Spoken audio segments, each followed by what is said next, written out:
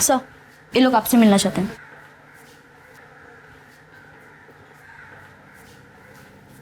जी कहिए।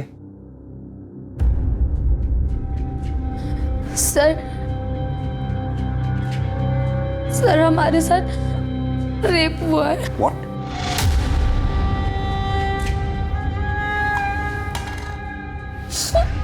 पानी पीजिए।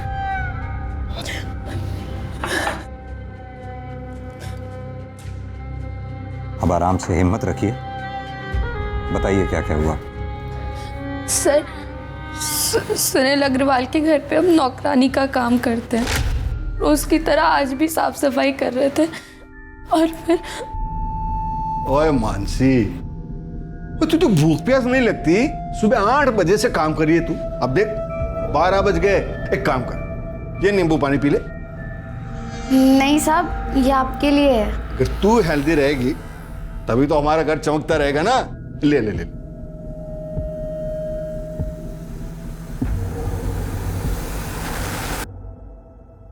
Very good. साहब मैं इसको किचन में रख के आती हूँ।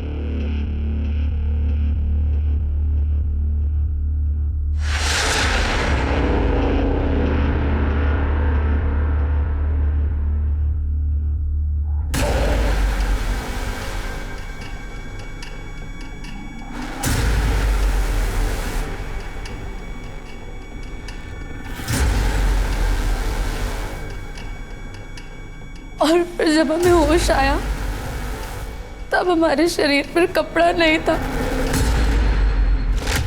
अच्छा, क्या आप इन्हें तुरंत पुलिस स्टेशन ले आए? इनका मेडिकल एग्जामिनेशन भी हो जाएगा। शर्मा मैडम, इन्हें हॉस्पिटल ले जाके इनका मेडिकल एग्जामिनेशन करवाइए। जी सर। पांडे सर, इनकी FIR लिख लो। और ये सुनील अग्रवाल, इसे जरा थाने बुलाओ।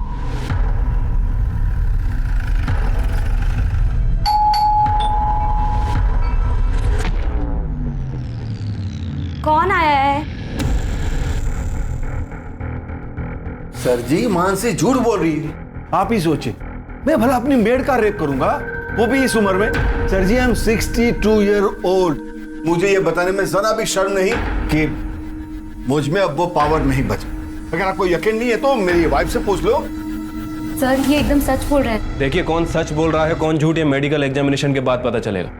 अरे अग्रवाल जी, आपको हमारे साथ चलना होगा। अरे अरे, ये क्या जबरदस्ती है? मिस्टर सुनील अग्रवाल और मानसी, आप दोनों की मेडिकल रिपोर्ट इस वक्त मेरे सामने है। मानसी की मेडिकल रिपोर्ट में साफ साफ लिखा है कि मानसी पहले से ही सेक्सुअली एक्टिव है। डॉक्टर्स का मानना है कि मानसी के प्राइवेट पार्ट्स में किसी भी तरह के सीमेन के कोई ट्रेसेस नहीं मिले। जहां तक मिस्टर सुनील अग्रवाल का सवाल है, उनकी मेडिकल रिपोर्ट के मुताबिक डॉक्टर्स का मानना है कि वो पेनिट्रेटिव सेक्स करने की क्षमता खो चुके हैं, यानी कि मेडिकली वो किसी का रेप नहीं कर सकते। सर, मैंने तो पहले ही कहा था, ये आजकल की मेड ऐसी होती है, मोटी पार्टी देखी नहीं कि पैसे अट्ठे के चक्कर में रेप तक के झूठे इल्जाम लगा देती है। क्या मतलब है आपका? मेरी बहन झूठ बोलेगी? हाँ, मेरे पति कभी किसी का रेप नहीं कर सकते। और ये, इसे तो वो बेटी की तरह मानते हैं। झूठ बोल रहे हैं ये दोनों मिलके।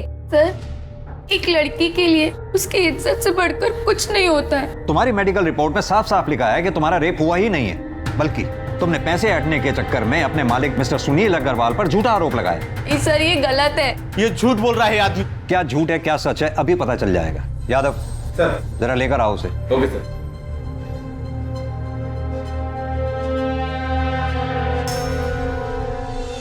तुम? जी हाँ, इसका नाम है मनोज, तुम्हारा बॉयफ्रेंड। अब तुम खुद अपने भाई को बताओ कि मनोज और तुम्हारे बीच में शारीरिक संबंध है या नहीं। बोलो, क्या पूछना है इंस्पेक्टर साहब? संभालिए।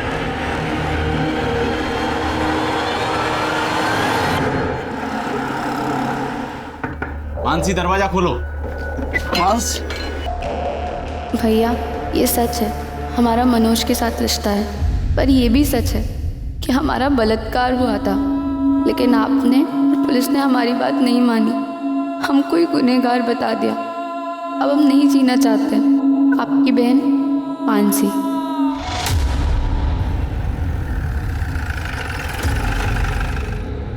मानसी ने सुसाइड किया, इसमें मेरा क्या दोष है? दोष है क्योंकि मानसी ने अपने सुसाइड नोट में साफ साफ लिखा है कि उसका बलात्कार हुआ था। साफ साफ बताइए कि माजरा है क्या? माजरा कुछ भी तो नहीं सर। माजरा क्या हो सकता है मतलब? सर ले आओ।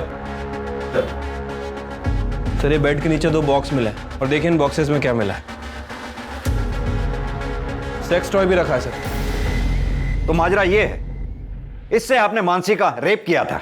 जवाब दीजिए। सर मेरे पति ऐसा किसी के साथ कर नहीं सकते सर। आप प्लीज चुप रहिए। इतना सब कुछ मिलने के बावजूद भी आप अपने पति की तरफदारी कर रही हैं। मेरे पति ऐसा कभी किसी के साथ कर ही नहीं सकते। आप शांत रहिए। हाँ, सारा कसूर मेरा ही है। मैं ही दोषी हूँ। मानसी ने मेरे कारण सुसाइड किया। I don't know responsible.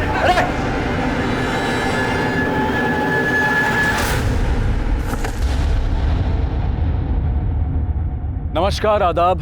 Crime petrol सतर्क के ब्लैक हेडलाइंस अध्याय के आज के एपिसोड में आप सबका स्वागत है। जिन लोगों से हमारा व्यवहार होता है उन पर भरोसा करना लाजमी है, लेकिन भरोसा एक ऐसी चीज है जो बहुत सोच समझ कर करना चाहिए। मानसी ने सुनील पर भरोसा किया और उसका दिया हुआ शरबत पी लिया। नतीजा ये हुआ कि वो सुनील द्वारा अननेचुरल यानी कि अप्राकृतिक तरीके से किए गए रेप का शिकार बन गई। पुलिस को सुनील के घर पर वो 2 बैग मिलने पर सुसाइड करना इस बात को साबित करता था। ये एक अजीब केस था जहां पर पीड़ित और प्रताड़ित दोनों ने ही आत्महत्या कर ली थी। पुलिस के केस क्लोज करने के बाद भी ये मामला तकरीबन 1 महीने तक मीडिया में चर्चा और वाद विवाद का विषय बना रहा। शहर के समाज सुधारकों के एक खेमे ने सुनील अग्रवाल और मानसी गोस्वामी की आत्महत्या के लिए पुलिस को दोषी ठहराया, जिसे पुलिस महकमे ने बेबुनियाद बता दिया। इतने हो हल्ले और हंगामे के बाद ये केस यहां बंद हो चुका था, लेकिन क्या वाकई में ये इस केस का अंत था या फिर ये एक बड़े केस का एक छोटा सा हिस्सा था? ये भूख तो तूने मिटा दी मेरी। हाँ? अब मेरी पेट की भूख भी मिटा दे। मैं अभी ना कर रहा था। हाँ? अपनी उम्र के हिसाब से आपको भूख कुछ ज्यादा नहीं लगती साहब जी? ये मेरी तो काम वाली नहीं है, मेरी डॉक्टर भी है। तो इसी तरह मेरी भूख बढ़ाते रहे, मैं तेरी पगार बढ़ाता रहूं। हाँ? मैं अभी आया। हाँ? जल्दी आओ।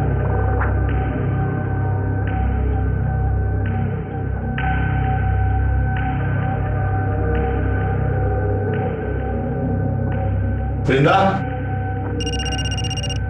वृंदा,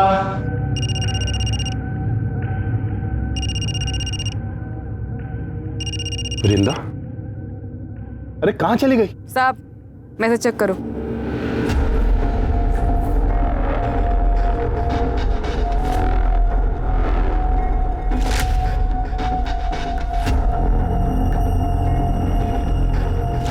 वीडियो क्यों बनाया तूने?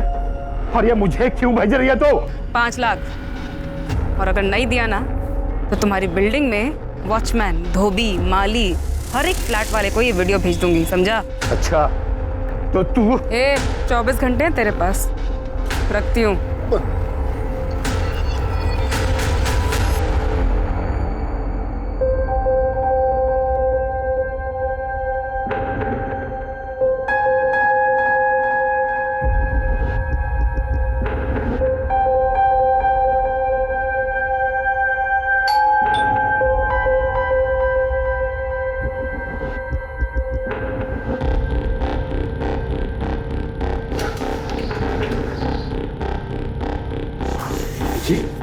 नमस्ते। नमस्ते। मैं करिश्मा। करिश्मा?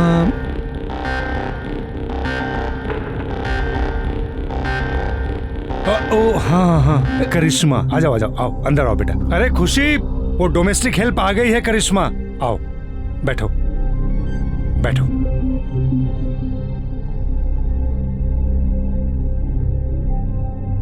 नमस्ते। नमस्ते नमस्ते, बैठो। देखो, काम मैंने फोन पे तुम्हें समझा दिया है, बस हम 2 लोग हैं। सर काम कब से शुरू करना है? वो हम सोच रहे थे आज से ही कर देते। वो क्या है ना, हमारी माँ हमारे रहते दूसरों के घर में काम करती, हमको अच्छा नहीं लगता। और वैसे भी हमारे भाई की भी तबीयत ठीक नहीं रहती, उसके पास कोई नहीं होता तो वो परेशान हो जाता है। मुझसे क्या पूछ रहे हो? भले घर की लगती है, रख लो। ठीक है बेटा, तुम आज से काम शुरू कर दो। थैंक यू साहब। अरे ऐसे आओ, मैं तुम्हें किचन दिखा दूं, आ जाओ।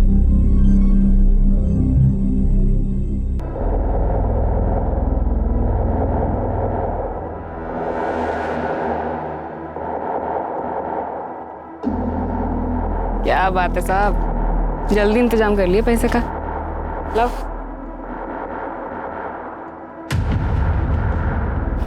रब है ना, सब देख रहा है, तेरा भला नहीं होना कभी। ये पैसे मैंने अपने पोते की पढ़ाई के लिए रखे थे, समझी? बैंक पढ़ाई के लिए लोन बांट रही है, टेंशन मत लो आप। जाके पोते का ध्यान रखो, जाओ। अरे जाओ।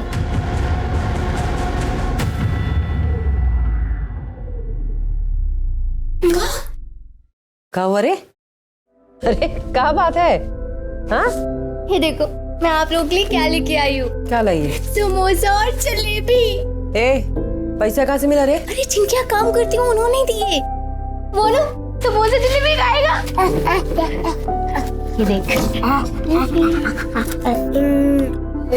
हे जंगली भाई, तेरा नौकरी ऐसे ही चलत रहे, जिससे हमरे मोनू का इलाज और पढ़ाई भी निमह जाए, घर भी चलत रहे।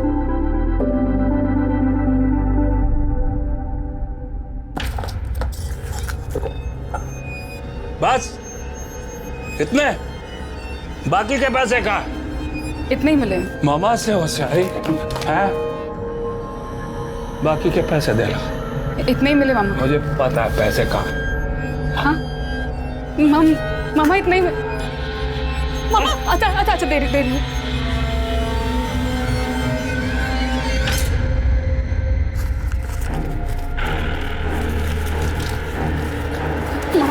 थोड़े से मुझे भी दे दे। क्या कि तू भाग जाए? हैं? अरे तेरे माँ बाप ने जब तेरे को घर से बाहर निकाला ना, तो इस मामा ने आसरा दिया तेरे को। चल दबा जा।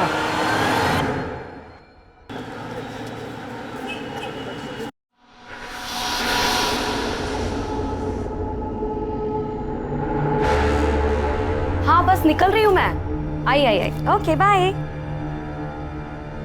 सुनो, कैसी लग रही हूँ मैं? बहुत अच्छी, हमेशा की तरह। ठीक है, मैं डॉली की किटी पार्टी में जा रही हूँ और मुझे आने में लेट हो जाएगा। हाँ बाय बाय।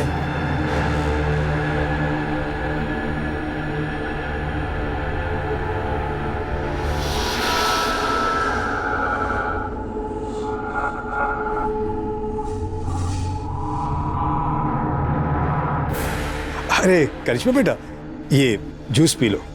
नहीं साहब। कितना काम करती हो तुम, इसके पीने से तुम्हें ताकत मिलेगी। लो बेटा लो। अरे लो, पियो। शाबाश।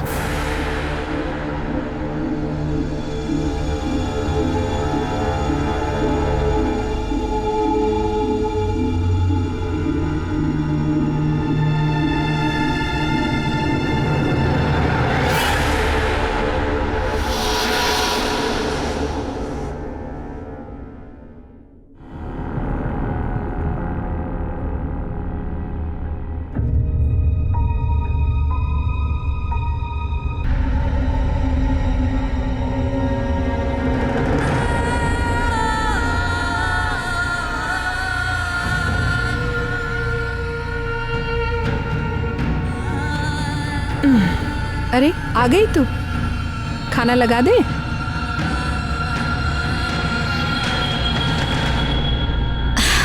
करिश्मा,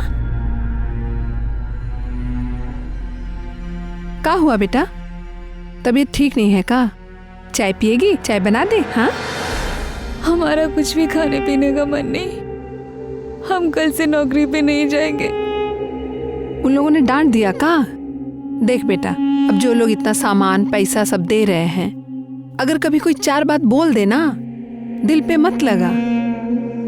देख, तू नौकरी छोड़ देगी तो फिर मोनू का क्या होगा? फिर जल्दी इतना अच्छा काम नहीं मिलता है बेटा। ये हमारी बात मानना, जो भी उन लोग कहे सब अनसुना कर दे, फिर ये सब ठीक हो जाएगा। तो काम पे नहीं जाएगी तो घर कैसे चलेगा रे?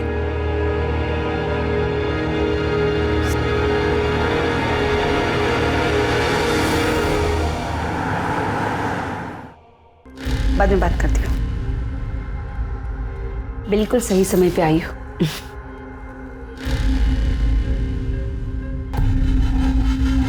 ये है तुम्हारा नया शिकार। कुछ दिन इसका पीछा करो, देखो ये सही समय पे किल ठोक दो। नमस्ते, मैं धीरे जरूर आऊँ। क्या लेंगे आप मालिक, चाय पानी? अरे नहीं, कुछ तकलीफ मत कीजिए आप। ये आपका बेटा है? हाँ। बेटा जरा यहाँ आना। क्या मुस्तिकर साहब, ये लो बेटा, ये तुम्हारे लिए। हाँ, जा जा बाहर खेलो, जाओ। अब ये लीजिए बहन जी, ये आप लोगों के लिए कुछ गर्मा गर्म जलेबी और नमकीन है। और हाँ, ये आपके लिए साड़ी। हमारे लिए साड़ी? हाँ लीजिए। करिश्मा नजर नहीं आ रही। हाँ, करिश्मा घर पे ही है, हम अभी बुलाते हैं। करिश्मा। हाँ माँ। बेटा भाग क्या ना, देख तेरे मालिक आए हैं। कैसी हो करिश्मा? बेटा कल काम पे नहीं आई तुम? मालिक इसका ना तबीयत थोड़ा ठीक नहीं था, लेकिन कल से आएगी। हाँ कल से आएगी काम पे। वो तो ठीक है। करिश्मा के लिए मेरे पास एक बहुत अच्छा सा ऑफर है। क्या है बहन जी, वो बहुत अच्छा काम कर रही है, तो मैं सोच रहा हूँ कि इसे अपने बहू बेटे के पास दुबई भेज दूं। दुबई? अरे जरा सोचिए बहन जी, यहाँ का 20 रुपया मतलब वहाँ का 1 रुपया, मतलब उसकी पगार 20 गुना बढ़ जाएगी। और हर 3 महीने में हम उसे आपके पास भेज देंगे मिलने के लिए, और आपकी और आपके बेटे की देखभाल के लिए तो हम है ही यहाँ पर। कहिए क्या ख्याल है आपका? अच्छी ये लीजिए, ये एडवांस। मालिक आप तो देवता आदमी है। ऐसा कुछ नहीं। करिश्मा ये तो किस्मत है, इतने अच्छे आदमी के काम करने को मिला।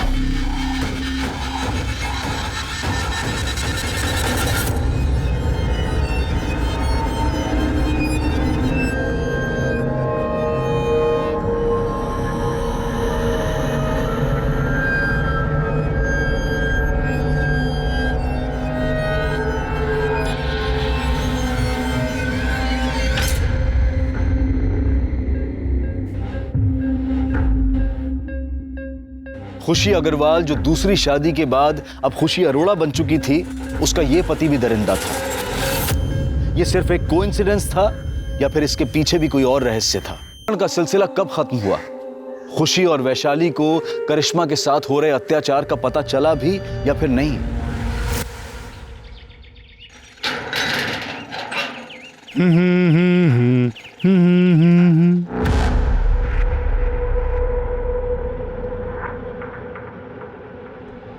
मैडम, मैडम,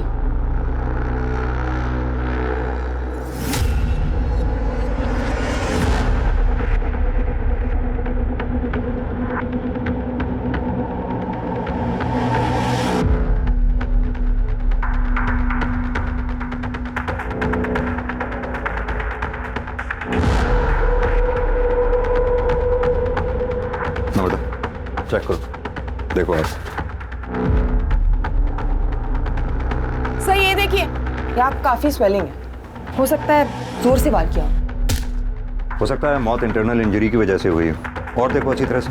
सर टेरेस और बिल्डिंग के आसपास अच्छी तरह से छानबीन करवाओ, देखो कुछ मिलता है क्या। अगर कातिल ने कत्ल यहाँ किया है तो हो सकता है मर्डर वेपन यहीं कहीं उछाल के फेंका हो। सर आप लोगों में सबसे पहले किसने देखा भाई?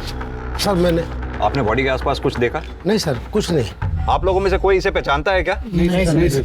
नमस्ते सर, मैं सोसाइटी का सेक्रेटरी हूँ। मैंने इन सबसे बात कर लिया, मगर हम में से किसी ने इस लड़की को इस सोसाइटी में कभी नहीं देखा। एक बात बताइए, आपके सोसाइटी में सीसीटीवी काम कर रहे हैं? हाँ जी सर। हमें पिछले 2-3 दिन के सीसीटीवी फुटेज चाहिए हो। मिल जाएंगे सर।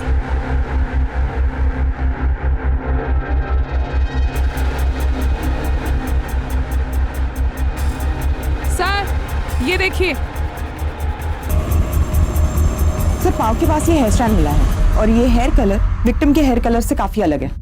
सर मैंने पूरी बॉडी चेक की, लेकिन कहीं कोई निशान नहीं है और बॉडी के आसपास खून के धब्बे भी नहीं है। बाल का डीएनए विक्टिम के डीएनए से मैच करवाओ और बॉडी एक बार फिर से चेक करो, देखो कहीं कोई निशान तो नहीं। सर संदीप, बॉडी का पंचनामा करवा के पोस्टमार्टम के लिए भिजवाओ और उससे पहले इसकी फोटोग्राफ्स लेके सोसाइटी में दिखाओ, देखो कोई पहचानता है क्या। अगर यहाँ कोई ना पहचाने तो आसपास की सोसाइटीज में दिखाओ, वहां भी अगर कोई ना पहचाने तो सोशल मीडिया पे डालो उसकी फोटोग्राफ और इस एरिया के रहने वाले लोगों में विक्टिम का फोटोग्राफ सर्कुलेट करो। हमारे लिए इसके बारे में जानना बहुत जरूरी है, तभी हम कातिल तक पहुंच सकते। सर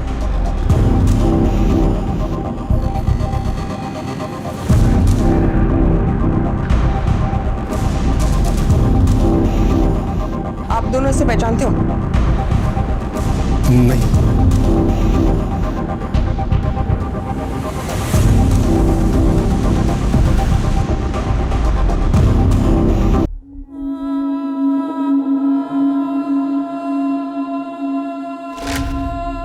करिश्मा दरवाजा खोल बेटा।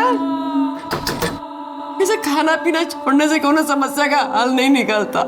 दीदी दीदी अगर तुम भी नहीं खाओगे तो हम भी नहीं खाएंगे। इसमें खोल दे बेटा।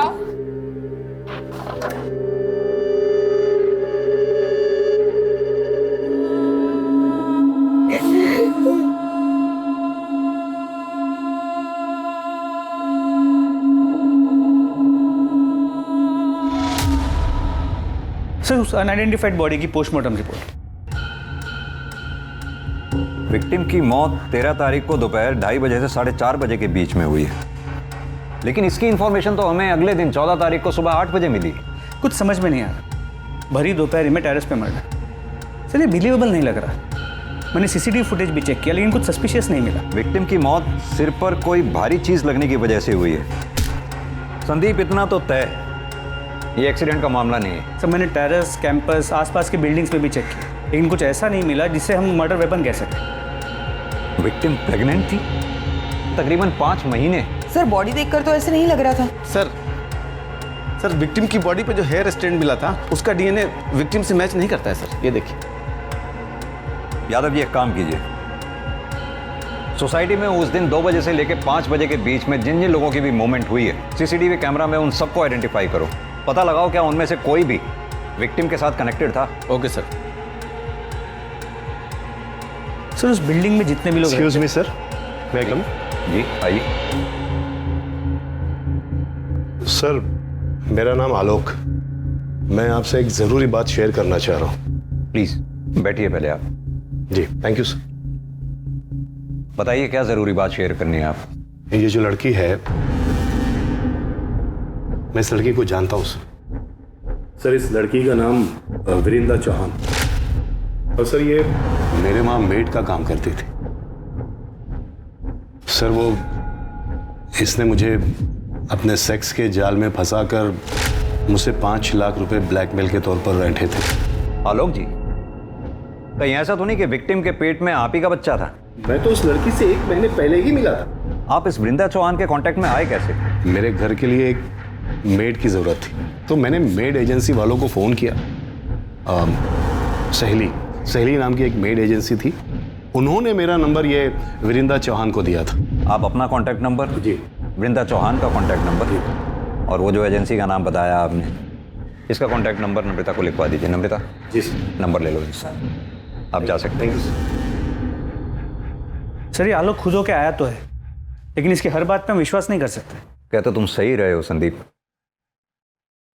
ये वृंदा चौहान के कॉल रिकॉर्ड्स और उसके लोकेशन रिकॉर्ड्स निकलवाओ, और जिस एजेंसी के बारे में ये आलोक बता रहे थे, सहेली, वहां जाकर वृंदा चौहान के बारे में पता करो। सर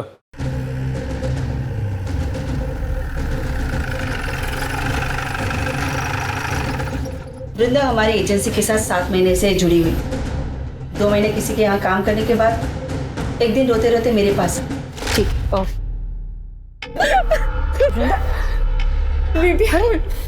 इतनी चोट कैसे लगी तुझे? मेरे मामा ने आज मेरे साथ ऐसे जबरदस्ती किया, मुझे बहुत पीटा। तुम अपनी माँ से बात क्यों नहीं करती? वो कुछ करेगी ना। मेरे मामा मुझसे बहुत नाराज है। उन्होंने मुझे घर से निकाल दिया है। मैं उनके पास नहीं जा सकती दीदी, नहीं जा सकती दीदी। वो एक अलग कहानी है। हम दोनों पुलिस के पास चलते हैं, पुलिस को बता दे। नहीं दीदी, पुलिस की बात करें तो मामा मुझे घर से निकाल देगा। मेरे पास रहने का कोई ठिकाना नहीं है। रोना बंद कर और ये बता कि तू मुझसे क्या चाहती? मामा ने बोला था कि उसको पैसे ला के दूंगी ना तो वो मुझे छुएगा नहीं। दीदी कोई ऐसा जुगाड़ बता दो जिससे कम समय में ज्यादा पैसे कमा सको, क्योंकि अगर ऐसा ही चलता रहा तो या तो मेरा मामा मुझे मार देगा या मैं अपनी जान ले लूंगी। फिर मैंने उसे ऐसे लोगों के यहाँ काम करने का आइडिया दिया। वो क्या है ना साहब कि 2 पैसे एक्स्ट्रा भी मिल जाते हैं। मुझे उन सारे लोगों के नंबर चाहिए जिनके घर पे वृंदा ने काम किया था। हो सकता है उन्हीं में से कोई वृंदा के होने वाले बच्चे का बाप हो और उन्हीं में से किसी ने उसे मारा हो। क्या वृंदा प्रेग्नेंट थी? जी, पोस्टमार्टम रिपोर्ट के हिसाब से वृंदा के पेट में 5 महीने का बच्चा था। सर तो ये जरूर उसके मामा का काम है।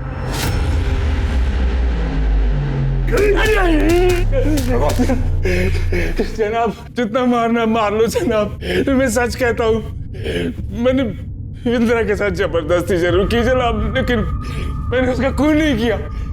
जबरदस्ती की? जनाब जैसे तू जबरदस्ती कर रहा है, इसे जबरदस्ती नहीं रेप कहते हैं। बता, 13 तारीख को दिन में 2:30 बजे से लेकर 5:30 बजे तक कहाँ था? जनाब, उस दिन मैं ट्रक में सामान लेके हरिद्वार गया था। आप चाहो तो सिंह कंपनी में फोन करके पूछ लो। आइए जनाब। हमें सिखाएगा तू? वो जब इंदिरा जिन बुड्ढों को चूना लगाती थी, उनमें से किसी ने मारा होगा जनाब।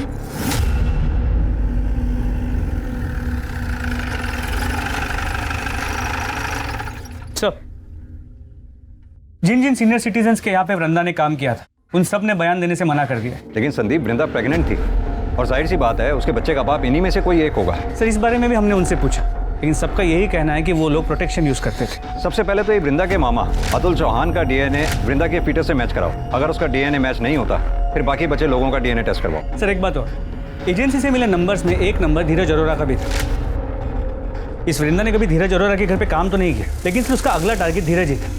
पर हमें वृंदा की बॉडी भी धीरज की बिल्डिंग से ही मिली है। सर, हमने उन दोनों से फिर से पूछताछ की, लेकिन उन्होंने वृंदा को पहचानने से साफ मना कर दिया। मुझे वो 13 तारीख की सीसीटीवी फुटेज दोबारा चेक करें।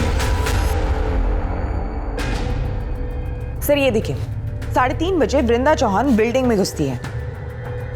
एक मिनट नम्रता, पॉज करना, जूम करना जरा। खुशी अग्रवाल। सर, आप इसे जानते हैं? तुमने इससे पूछताछ की थी? जी सर, इनके हस्बैंड से भी पूछताछ की थी, लेकिन दोनों ने इसे पहचानने से मना कर दिया। हस्बैंड? जी सर, धीरज अरोरा।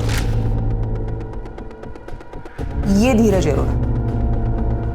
लेकिन सर, आप उस खुशी को कैसे जानते हैं? संदीप, करीब 1 साल पुरानी बात है। इस खुशी के पहले पति, इस खुशी का तब खुशी अग्रवाल नाम था, और पहले पति का नाम था सुनील अग्रवाल।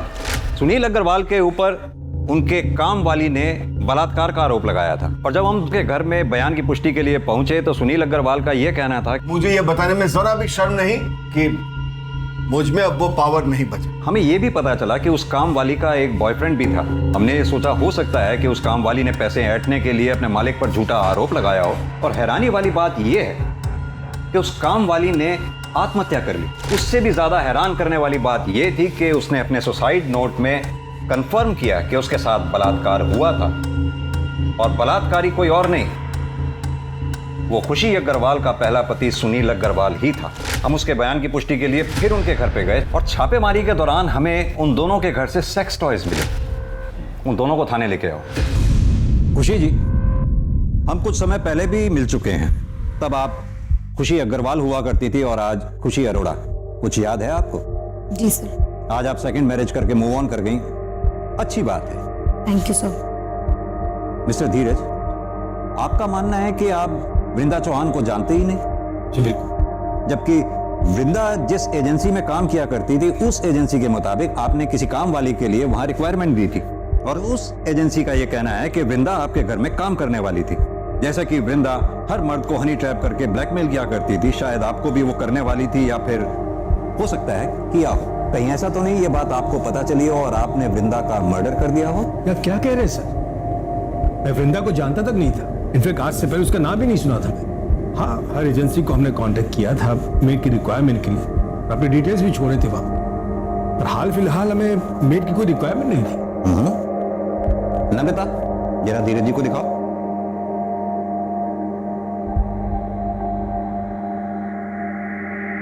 मिस्टर धीरज, कल आप अपने ऑफिस से 4 बजे घर लौट कर आए और फिर आधे घंटे बाद अपने घर से चले गए, जबकि हमने पता किया है कि आप अपने ऑफिस से रोजाना 7 बजे के बाद निकलते हैं। सर, वो मैं अपने कुछ फाइल्स भूल गया था, इंपॉर्टेंट थे, इसलिए पर्सनली लेने आ गया था घर।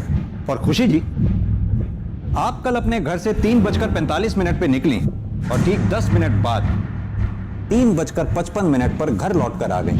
सर, ऐसी कोई बात नहीं है, मैं बस पैसे विड्रॉ करने गई थी वहां से, और आप स्टेटमेंट चेक कर लीजिए बैंक का। सीसीटीवी फुटेज होगा, आप वो चेक कर लीजिए। खुशी जी, ये एक अजीब सा इत्तेफाक नहीं है?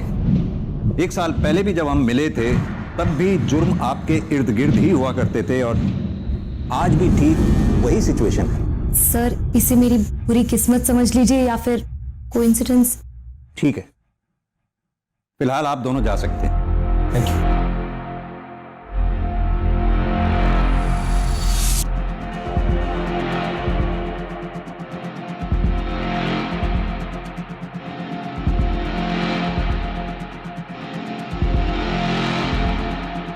संदीप, लगता है खुशी मैडम का हेयर फॉल आजकल कुछ ज्यादा ही हो रहा है।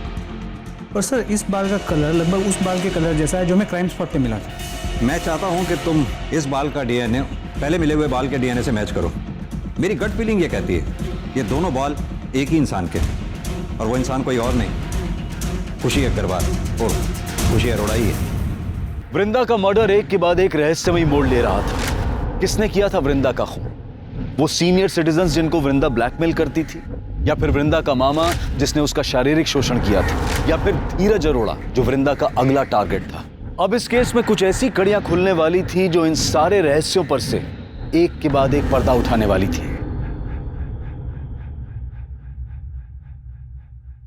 सर, वृंदा के मामा अतुल चौहान का डीएनए वृंदा के पेट की फीटस के डीएनए के साथ मैच करता है। रिपोर्ट। यानी वृंदा के मामा के पास वृंदा को मारने का मोटिव था, लेकिन बिल्डिंग के उस सीसीटीवी फुटेज में ये मामा कहीं दिखाई नहीं दिया। वृंदा की बॉडी के पास जो हेयर स्टैंड मिला था उसके डीएनए रिपोर्ट का क्या हुआ? वो नम्रता लेके आ रही है। सर, वृंदा की बॉडी के पास जो हेयर स्टैंड मिला उसका डीएनए खुशी के डीएनए से 100% मैच करता है। ये देखिए। ये खुशी शक्ल से जितनी भोली दिखती है उतनी भोली है नहीं। एक काम करो, ये खुशी के घर का सर्च वारंट निकालो। सर, मैं वही चेक कर रहा हूँ, थोड़ी देर में फोन करता हूँ ना आपको। ओके। खुशी, मैं देखती हूँ। पूरे घर की अच्छे से तलाशी लो। सर, ये क्या हो रहा है सर? आप हमें अपना काम करने दीजिए।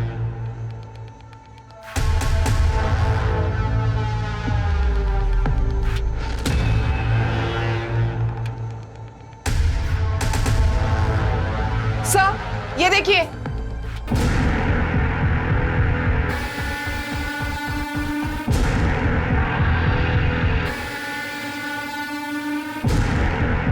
ये इस पिक में लड़की कौन है?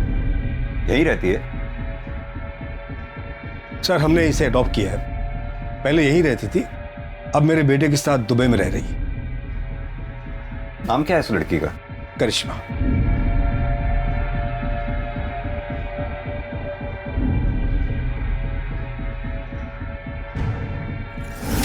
सर, एक मिनट आइए, देखिए क्या मिला है। सर, मर्डर वेपन तो नहीं मिला, लेकिन ये सब कुछ मिला है। पर सर, ये देखिए सर, ये सारा सामान बिल्कुल वैसा ही है जैसे आपने कहा था आपको खुशी के पिछले घर से मिला था। लेकिन वो सामान तो पुलिस ने जब्त कर लिया था। ये सामान आपने नया खरीदा है क्या? मुझे कुछ समझ नहीं आ रहा। मिस्टर धीरज, क्या आपकी भी सेक्स करने की क्षमता चली गई है? नहीं, क्यों? वो क्या है कि 1 साल पहले हमसे बहुत बड़ी एक गलती हो गई थी। मानसी गोस्वामी ने इनके पहले पति सुनील अग्रवाल पर एक आरोप लगाया था, बलात्कार। इनके पति ने गिल्ट में आके आत्महत्या कर ली। केस क्लोज हो गया, लेकिन उस केस का एक मुजरिम आज भी खुलेआम घूम रहा है।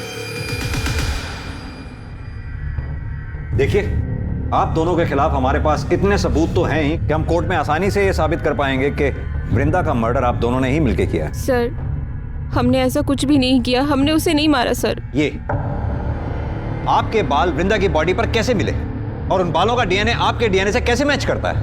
और यही नहीं, वृंदा के लोकेशन रिकॉर्ड वारदात के कुछ रोज पहले तक लगातार धीरज के लोकेशन रिकॉर्ड से कैसे मैच करते हैं? सर, मुझे नहीं पता। ही आप तो चुप ही रहिए मिस्टर धीरज। लगातार आप झूठ पर झूठ बोलते चले जा रहे हैं। यादव जी, जरा फुटेज दिखाइए इन्हें। इस फुटेज में जो लड़की दिखाई दे रही है करिश्मा, आपने ये कहा कि आपकी अडॉप्टेड बेटी है और वो दुबई में रहती है, तो फिर कैसे इस फुटेज में आपकी बिल्डिंग से वो निकलते हुए दिखाई दी और कहां जा रही थी वो? हमारा टाइम वेस्ट मत कीजिए। ये बताइए कि आप दोनों ने मिलकर वृंदा को मारा या आप दोनों ने करिश्मा के साथ मिलकर वृंदा को मारा?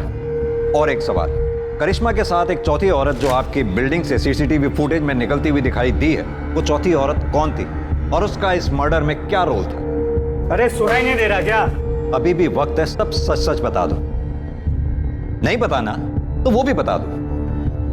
कोर्ट पे तो हम साबित कर ही देंगे कि वृंदा का मर्डर आप दोनों ने किया है। कब तक चुपचाप सुनती रहोगी? सच बता दो ना।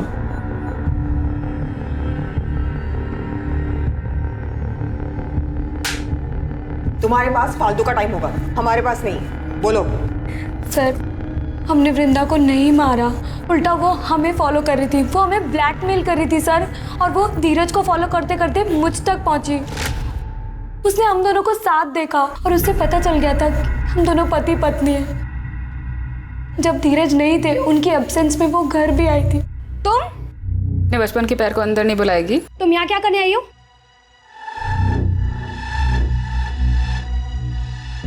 तुझसे इतना प्यार किया था, 9 साल पहले मुझे गांव में अकेला छोड़ा ही था। सारे गांव वालों ने मेरा सर मुंडवा दिया, माँ बाप ने घर से निकाल दिया, अम्मा ने मेरा रेप किया।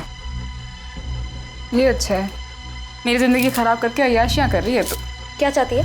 1 लाख रुपए। किस बात के 1 लाख रुपए? तेरे पति को बताऊं तेरे बारे में? खोलूं तेरी बोल?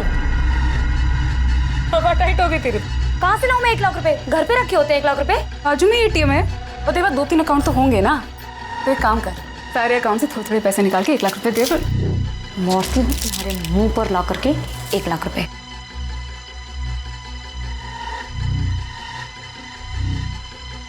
जब मैं वापस आई तो वो मरी हुई थी। वृंदा, वृंदा। फिर मैंने तुरंत धीरज को कॉल किया। क्या बात है, क्यों बुलाया मुझे? जब मैं घर पहुंचा तो मैंने देखा कि वृंदा मरी पड़ी थी।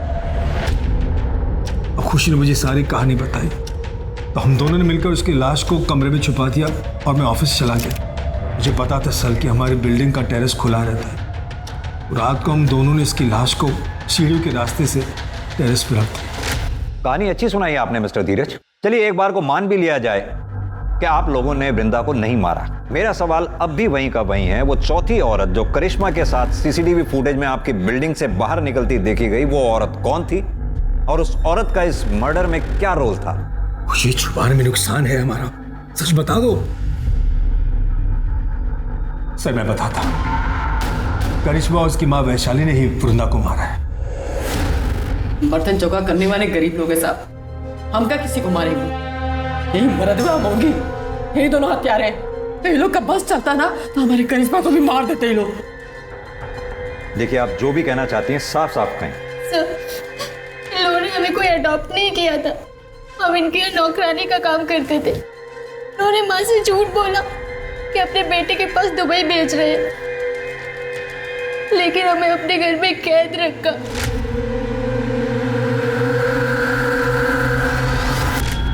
अगर ऐसा था तो आप लोग तुरंत हमारे पास क्यों नहीं आए? इन दोनों को जेल में डाल देते।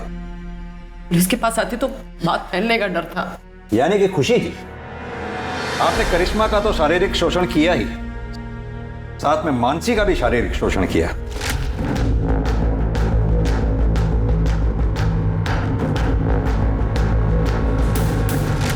इतना ही नहीं, इस कुकर्म में आपके दोनों पति बराबर के भागीदार थे। पहला पति सुनील अग्रवाल, वो आपको ये कुकृत्य करते हुए देखता था, और आपका दूसरा पति मिस्टर धीरज अरोड़ा इस कुकर्म में आपके बराबर के भागीदार थे। आईपीसी की धाराओं की लंबी लिस्ट लगेगी आप दोनों की। ये बताइए कि वृंदा को क्यों मारा आप लोगों ने? हमने उसे नहीं मारा सर, यही दोनों ने मारा है। हम कैसे करेंगे उन लोगों का मर्डर? हम जब वहां पहुंचे, करिश्मा करिश्मा करिश्मा, जब हमको चुपके से फोन करके इन लोगों को सारा सच्चाई बताई, हम करिश्मा को लेने के लिए इन लोग के फ्लैट पे पहुंचे। करिश्मा तो औरत पहले से मर चुकी थी। झूठ बोल रही है ये दोनों। मैं मानती हूँ सर कि मैंने बचपन में उसे सताया होगा, लेकिन अब ऐसा नहीं था।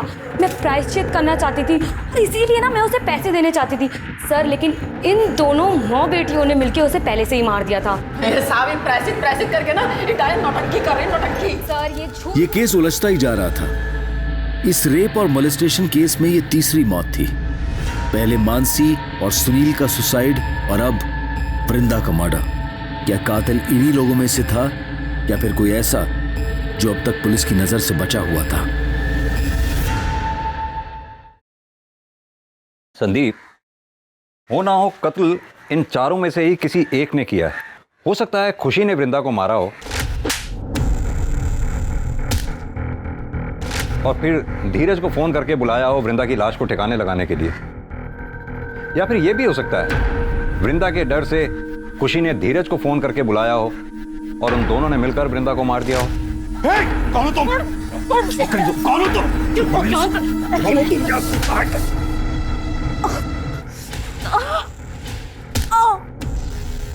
या फिर यह भी हो सकता है कि वैशाली घर में घुसी हो, करिश्मा के साथ भागने लगी हो और इसी दौरान वृंदा बीच में आ गई हो और वृंदा वैशाली के हाथों मारी गई हो।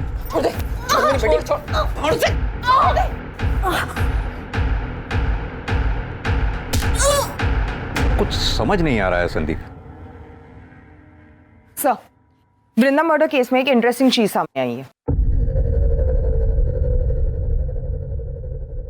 सर, मैंने वारदात के एक दिन आगे पीछे की बिल्डिंग की सीसीटीवी फुटेज निकाली तो उसमें ये धीरज काला पॉलिथीन लेके जाते हुए दिखाई दे रहा है। देखने से तो उसका टिफिन लग रहा है। सर, मुझे भी ऐसा ही लगा था, इसलिए मैंने उसी वक्त की बिल्डिंग के आगे के रोड की सीसीटीवी फुटेज निकलवाई तो ये धीरज ये काला पॉलिथीन उस डस्टबिन के पास फेंक रहा था। नम्रता, एक काम करो, अपनी टीम में से किसी को भी इस स्पॉट पे इमीडिएटली भेजो। हो सकता है ये पॉलिथीन अभी भी वहीं हो। जी सर।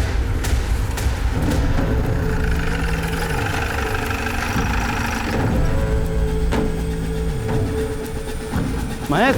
Yes sir.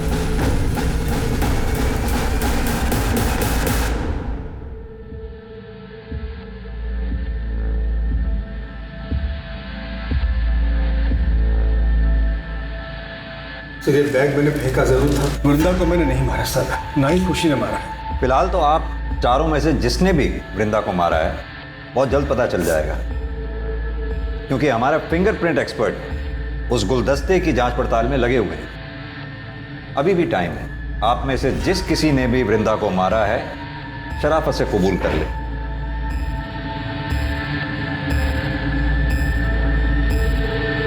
सर, खून हमने किया है। उस दिन फोन रखने के बाद अम्मा का इंतजार कर रहे थे। घर में सर और मैडम दोनों ही नहीं थे। जैसे माँ गेट पे आई हम उनके पास दौड़ के पहुंचे तो मैडम हमारे बीच में आ गई, हमें रोकने लगी। हमने गुलदस्ता उठा के उनके सिर पे दे मारा। कैसे मारा? करके बताओ। सर, वो हमारे सामने आ गई थी हमें रोकने के लिए, तो हमने गुलदस्ता उनको ऐसे मार दिया सिर पे, वो वहीं मर गई और हम भाग गए। लेकिन चोट तो वृंदा के सर के पीछे लगी थी। क्यों वैशाली? अरे अब तो मान जाओ, या अपनी बेटी को जेल भेजकर मानोगी? हमसे बहुत बड़ी भूल हो गई था। हम जैसे ही दरवाजे की घंटी बजाते देखा तो दरवाजा पहले से खुला हुआ था। सोफे पे एक औरत बैठी थी, हमको लगा खुशी मैडम है। हमारी नजर फूलदान पे पड़ी और उसको उठाए उनके सर पे दे मारे। उसके बाद करिश्मा लेके वहां से भाग गए और इसीलिए हम करिश्मा को बलात्कार का केस लिखवाने के लिए पुलिस थाने नहीं आए। बिना देखे सुने, बिना सोचे समझे कुछ भी करने से पल भर में जीवन बिगड़ जाता है। जरा सा भी समझदारी से काम लिया होता तो अपराधी बनने से बच जाती। आज की तारीख में हमारे देश में समलैंगिक रिश्ते में होना कोई जुर्म नहीं है। अब तो कानून भी पास हो चुका है जो LGBT कम्युनिटी को मान्यता देता है। लेकिन अगर कोई भी रिश्ता हवस की आड़ में जोर जबरदस्ती से बनाया जाए तो वो जुर्म है। खुशी की दरिंदगी का शिकार ना सिर्फ मानसी, वृंदा और करिश्मा हुई, बल्कि खुशी की हिरासत के बाद और भी कई लड़कियां सामने आई और इस सीरियल रेप और मोलेस्टेशन के लिए खुशी के साथ साथ उसके पार्टनर्स को भी सजा दी गई। यह केस दर्शाता है कि समाज के दरिंदों की कोई शक्ल नहीं होती, कोई जेंडर नहीं होता, लेकिन ऐसे कई केस रोके जा सकते हैं अगर सही समय पर पुलिस को इसकी सूचना दे दी जाए। हमें बस चौकन्ना और सतर्क रहने की जरूरत है। अब मैं अनूप सोनी आपसे विदा लेता हूं, फिर मुलाकात होगी क्राइम पेट्रोल सतर्क के ब्लैक हेडलाइंस अध्याय में एक और नए केस के साथ। और याद रखें, क्राइम और आपके बीच में सिर्फ इतना फर्क है कि आप कितने सतर्क हैं। सतर्क रहें, सुरक्षित रहें।